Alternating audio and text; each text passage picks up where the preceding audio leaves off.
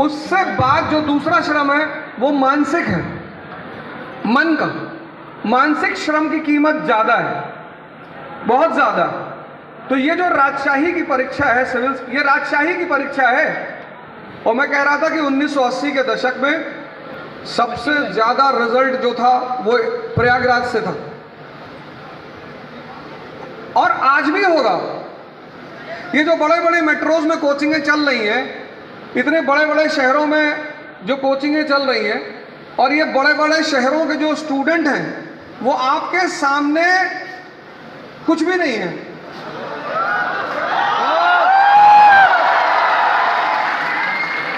आप ही के लिए रश्मि रथ ने एक लाइन लिखी बहुत प्यारी,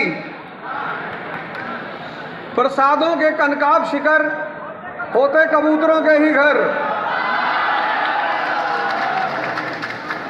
महलों में गरुड़ न रहता है, कंचन पर कभी न सोता है, रहता वो कहीं सलोरी में।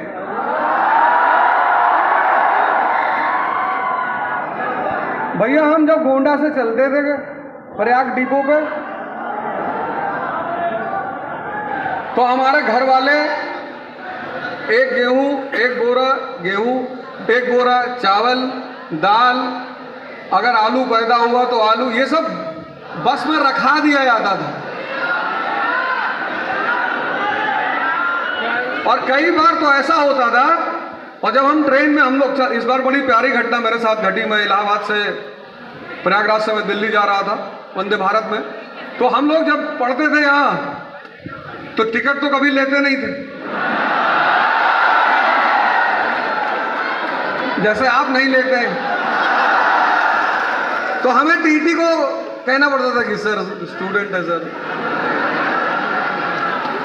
तो शायद ही किसी टीटी ने कभी हम लोगों को परेशान किया हो, किसी ने नहीं किया।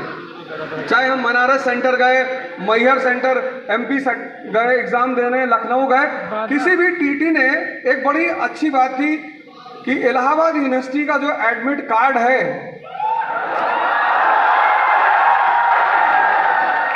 वो दुनिया में एक बड़ा पावरफुल एडमिट कार्ड है। तो जहां तक मुझे याद है कि हम जब भी निकले एग्जाम देने, जबलपुर गए या जहां भी गए, तो किसी टीटी ने कभी परेशान नहीं किया कि नहीं नहीं ठीक है एग्जाम देने जा रहे हो जाओ। पहली बार जब मैं अभी वंदे भारत से जा रहा था तो हमारी एक टीटी साहब से मुलाकात हुई, और मैंने मास्क लगा रखा था, मास्क हटाया तो उन्होंने मुझे देखा, कहा कि ओझा जी। मैंने कहा जी भाई साहब।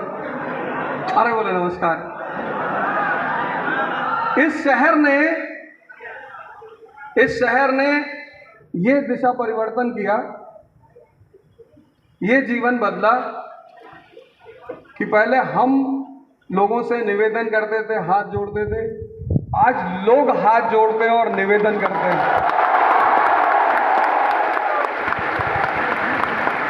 और ये सबके साथ वो प्रेम का भाव है, प्रेम का वो प्रेम का भाव है वो, और सबके साथ हो सकता है।